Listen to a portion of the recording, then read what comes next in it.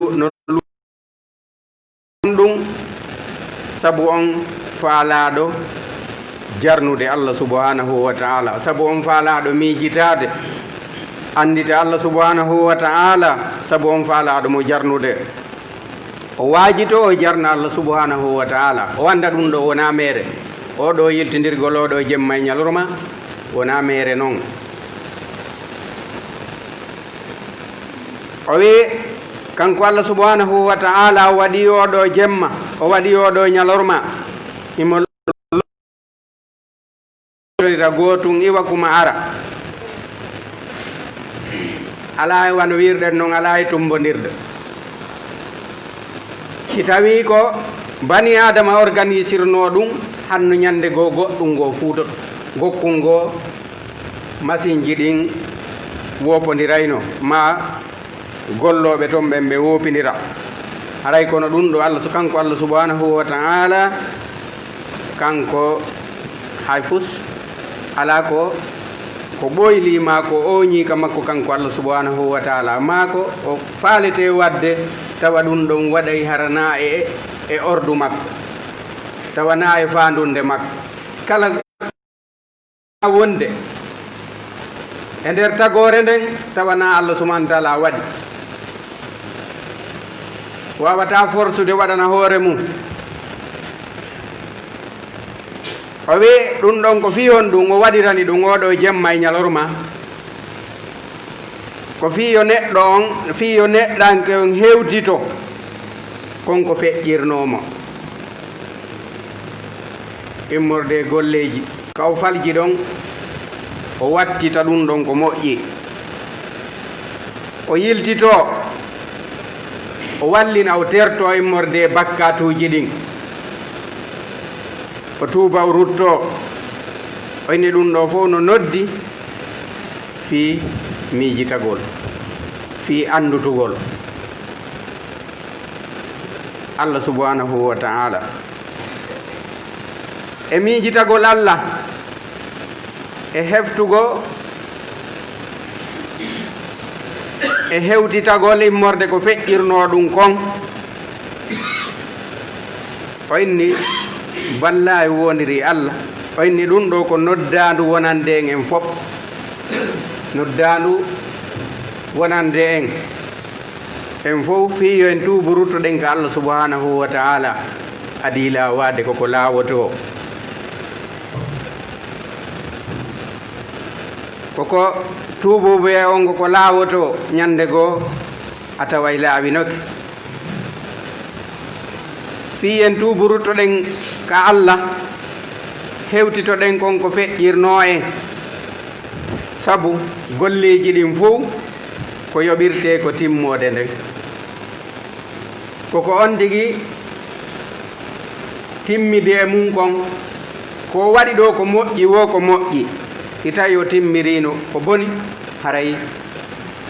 ɗum ɗon haray o wiyaka kaari timmiri timmode moƴƴere. ɗum ɗon kadi ƴettatake ka Allah subhanahu wa ta'ala. ko ɗum si Allah subhanahu wa ta'ala o inni ko on golluɗo golle, o ardi e majji kadi, na o acciɗe toon, ko ardi e majje. ko onon yo jiyaɓe Allah, ande iɗon e nder lewru mawnu ndu, pilas darja mayro on no mawni ka Allah subhanahu wa ta'ala. o inni ko neeɓu ɗum immorde hurum mayru on, Allah subhanahu wa ta'ala teddinindu, o ɓanti fi mayru, o waɗi ndu immorde e lebbi jeeyaɗe e lebbi hurum ɗin. o waɗi ndu ɗo lewru ndu wonɗen e muɗum wiyetendu joom bente, hande ko 16. anni ko lewru jeeyandu e lewru ɓurɗi teddude ɗin, sabu no dalilu meɗen e muɗum Allah subhanahu wa ta'ala wi andu limore lebbi ɗin ka Allah subhanahu wa ta'ala ko lebbi 12. o wi kadi ka nder deftere Allah ko ɗum woni toon oyne ɗum noon ko hande ko ñande o tagi asmawji ɗin e leydi ndi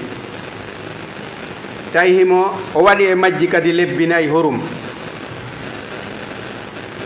ɗuma ko ɗum eɗen hani rentagol anda Allah subhanahu wa taala no andirte noon ɗaɓɓita ko honno Allah andirte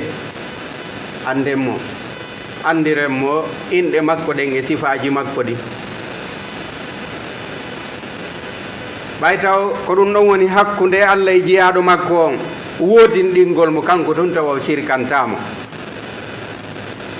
tawa kanko tun hoolorta kanko wallinorta kanko faabinorta ɗon haray si ngal ɗon tugalal timmi si tugalal go feƴƴe muɗum nelaɗo Allah on sallllahu alayhi wa sallam ko seeditiɗa kon a seeditike nelaɗo Allah on koya waɗu ko yamirma kon acca ko haɗuma kon kala ko haɗuma kon rentoɗa ko yamirma kon waɗa embere ko hattanɗa kon ko yamirma kon kono ko haɗaɗa kon ɗum koye accu few ɗum wiyatake hiɗa hattanima a hattana ɗum ɗon fof wara hiɗa hattani non si ɗum ɗo woni ɗum ɗo a fiɓi ɗum ka ɓerde a wowri ɗum a wowliri ɗengal ngal ɗum kadi feeñay ka tere feeñay ka tere Allah subhanahu wa ta'ala sen daari oɗo tan fewndiɗo e ganday Allah subhanahu wa ta'ala andini tagore nden kanko tum wawi fiyakeji ɗin fof koye juuɗe makko woni sabu on ɗum o darni aduna on fof nde wootere tawi hay goto men minatako o soki yimɓe ɓen ka cuuɗi tawi goto yata e nokku e nder aduna on fof attori honnum ka wiyete awa marɓe doole ɓe marɓe matériel ji ko gollira ɗum attori toon sakiti e nder aduna on tawi siko ga attorno wiyeteno ko weltindare ma ko foofere ko sabu ɗum waɗi kono ɓay ɓe wiyata wonde ko Allah subhanahu wa ta'ala hoddiri ma ko ni o muuyiri kono attori ka towɓe ɓen noon ɗum andini jama on aɗa ko fiyake on fof koye juuɗe Allah woni ñande o faala o tagore nden woni ɗo ñande o hoddiri yo iwo foppu iway ñande wotere ɗum noon haray ɗen hani ulde o Allah subhanahu wa ta'ala ko mawnuɗo ko kam makko kadi ruttotoɗen sen hulimo e yaahi sen hulalimo e yaahi haray ɗen hani mo hulde ko ɗum noon oyni wota on tooñu wonkiji moɗon ɗin e majji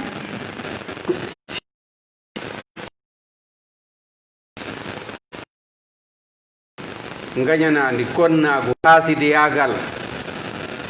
wota on toñir ɗum wonkiji moɗon wota on tooñu kadi yimɓe ɓen e majji gandi hay jihadi fi sabilillah wattake e ɗiɗo lebbi hurum lebbi nayi ɗum ko sabbor donkin e donkin e jombente e rajib si wona haraɓe arɓe jaggiti kono ndi balɗe sappo on feƴƴino kono noon hana no lutti ko on tigi hoorata tenen no ɗon sano ɗon ɓay kadi a yiyamol wiide on kadi lanmorude balɗe heddiɗe e nder ɗeɗo balɗe sappo e nayi heddiɗe ma sappo e tenen e alkamisa on imo wawi horude ko moƴƴere mawnude ko ɓuri teddude ko ɓuri moƴƴude e julɗe ɗen fof ɓaawo julde farilla nden ko juulugol jemma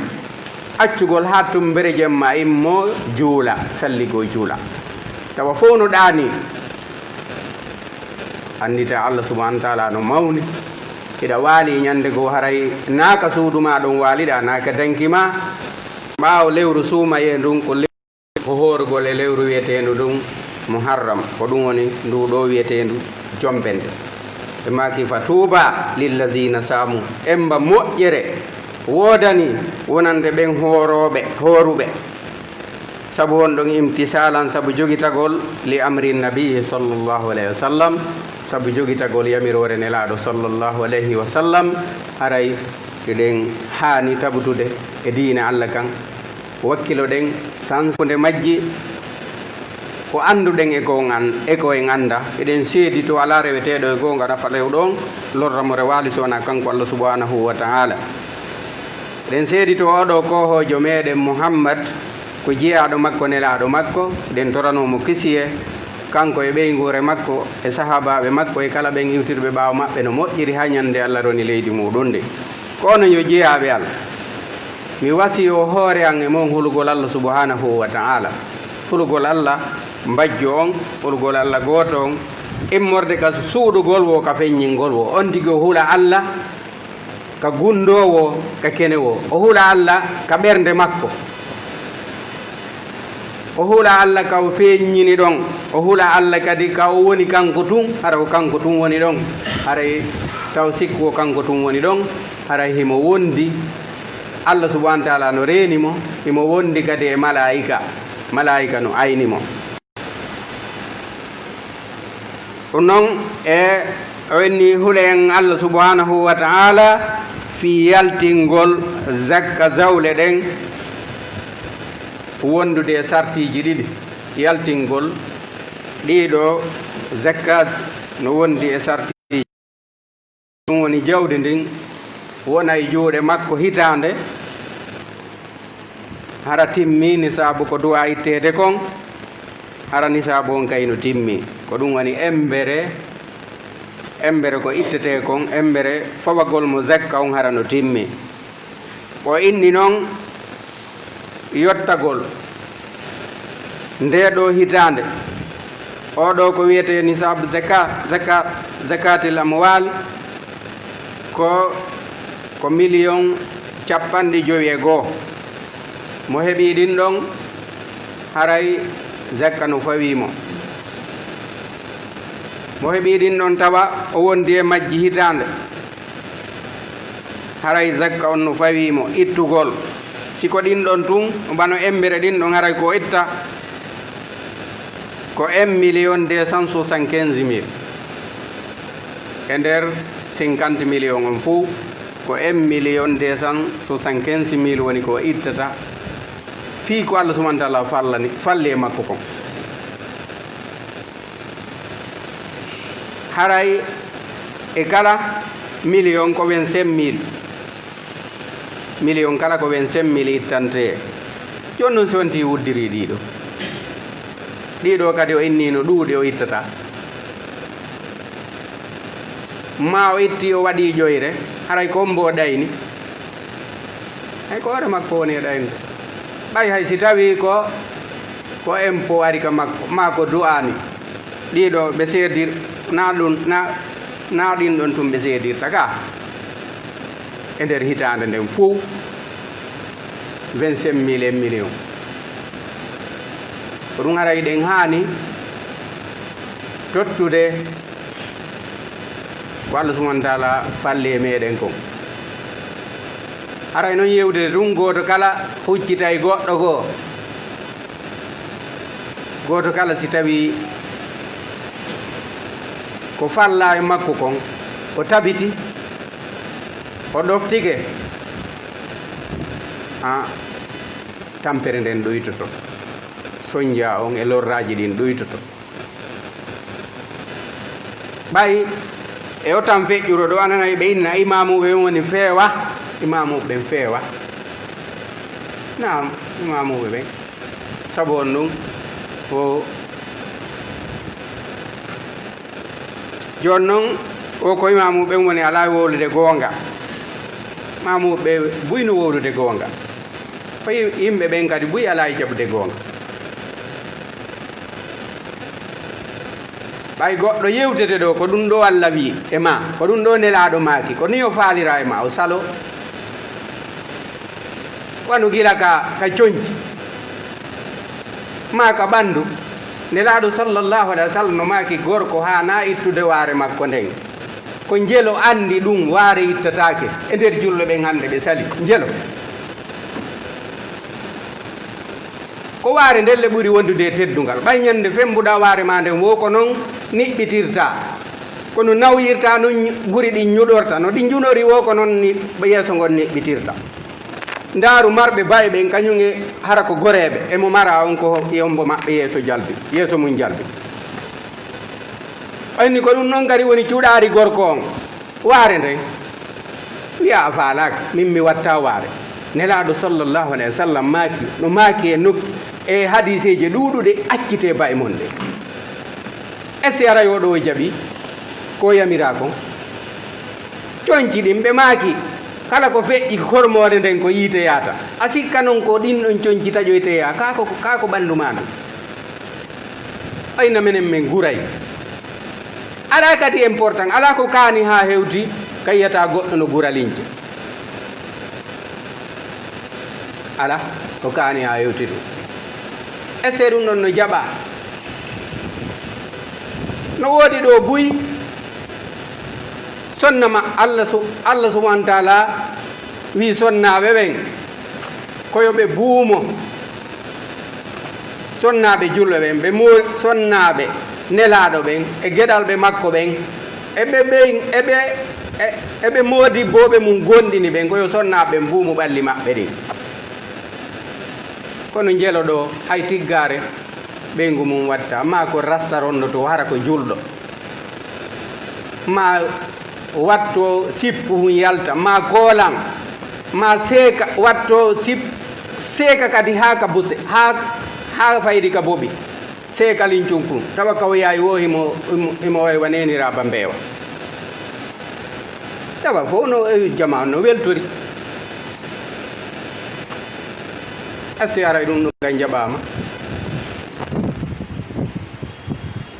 en wakkilo to ƴetten nde ɗo deftere Allah subhanahu wa taala gollitiren anden ko ɗum woni malal ngal ko angal jogitagol ɗum ko ɗum woni na janngal juulugol ɗo wano ko juulete no wagutu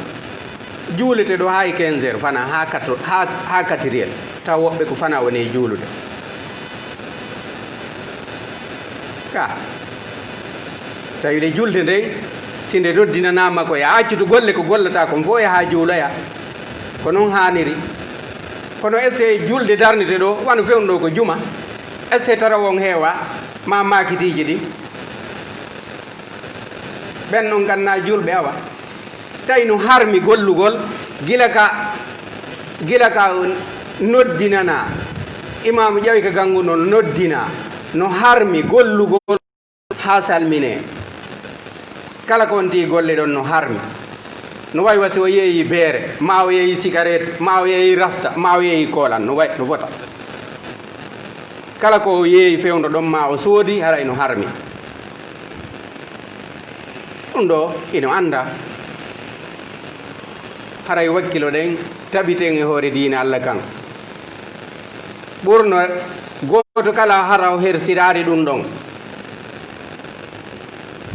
jogitagol diina makko kam mbaadi makko ndin ko tawri mawɓe makko ɓen kon mawɓe meɗen ɓen fof ko tawruno ɗen ɓe ɗo ko waare e raɓɓinɗinnugol coñci ko ɗum tawruno ɗen mawɓe men ko porto nde ɓe colonise lagine ko gila ɗum lince fuɗɗa guurede ha gantin ɗo inna wattoto lince min ko doloki ha e leydi mantora ɗum haray wakkilo ɗen jogito ɗen kaɗo diina Allah subhanahu wa ta'ala en andi ko ɗum ɗon tulluttata ko lutti ton fof ko sama kala ko moɓaɗo foti ko laamu ma ko jawdi ma ko jaahu ko ɗo accete ko on ti yaade tawi mum ko diina kan si tawi noon o waɗano ɗum ma haaju makko alano e ɗum jelo hande ɗo darnete wano e o tan feƴƴuɗo ɗo woɓɓe ayna yo darnu sa nani hiɓe darna ara ko julɓe gila duuɓi jeɗoɓe juul tawa ɓe wata hay darnande julde a wawali darnande julde ko janngugol fatiha wawata oɗo no garayno faala yaade ka Allah hara ko waysuɗo ko honɗum oɗo nafata e l'islam a nafaali hay hoorema a wawana ko on ɗum nafata tawi noon ko an innano kan Allah subahana taala wino awa ya foolu sappo o ittintini o inni joni ɓay ɗum ɗon no teddani on on mara joni ko ya eto dey foola ɗiɗo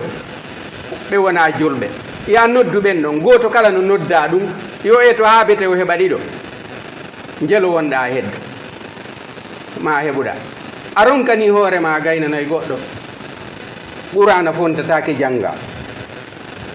na firo na ƴiye haray ko on ɗum nafata hon ɗum nafuɗa julɓe ɓen daroyoɗa yeeso Allah subahana taala an e sayidna aboubacry en oumar en ousmane en daroyoɗon yawmal qiyama an kadi ɓen ɗon weeɓita ko adduno ko an kay weeɓita a inna hino ni komi addi hino ni min kadi komi waɗanma kon Allah ko honno ñande o landitoyma himo ambo suma gila ñande helli faɗa ha feƴƴina himo ambo suma o landitoytoma golle ko accirnoma kon haray wakkilo ɗen wota sama kala yagal ngal ko ka hoore leydi ɗo ka Allah subahana taala na sama kala eto ɗen denoy ɗen yalta ɗo tawa ko en tañƴiniɓe yafanede bakkatu kono noon ƴetten deftere Allah nden e sunna nelaɗo on sallallah alih w sallam gollitiren ne en ɓeɗo gueɗal ɓe meɗen ɓeɗo jiwɓe e ɓeɗo sukaɓe ne en ɓe l'islam wota en accu no ɓe woniri ni haray moƴƴa e ɓeɗo sonnaɓe yoɓe rentine immorde ɗiɗo nokkeli publique ji goto kala ɓay ko kanko inni no wawi no hunnani yo eto ɓeygure makko nden woni ka suudu ko ɗum woni teddugal makko ngal wota ɓe yaltudu ɓe attodira ka laawol ɗiɗo zakkaji itte marɓe ko itta ɓen yo ɓe ittu si wonti ittali o ɗayni hoore makko yo andu jawdi makko ndin so ittali ko waɗoyte ɗum feeruje embere ɓandu makko ndun o pasire dargal ko darete ɗon kon ko ɗuuɗi kon fof haray ko ɗum ɗon pasirtemo ɗum ko ɓurana feññinani en ɗum harana bolle ko waluto ka gaburu adoyade dargal ndi inna komin wonno jawdi ma komin wonno ngaluma o hara ndi soppamo ɗum ɗo fof ko heɓugol ha gayna wuddira Allah subahana taala waɗane an saloɗa wadde Allah subahana taala teddine saloɗa teddugal ngal yawoɗa Allah subahana taala imo wawno hara o kalima e mbuɗu hara an kadi ko a miskino tawa jakka fawaykima kono fawma inna a ittata hitande wuddira ɗum sa tawi Allah subahana taala anday ma ɗum itta gayna mara kala ko bolonda on haton jini ma ko sorti san haton jini ko ɗon jettata ma kala ko goɗɗo ari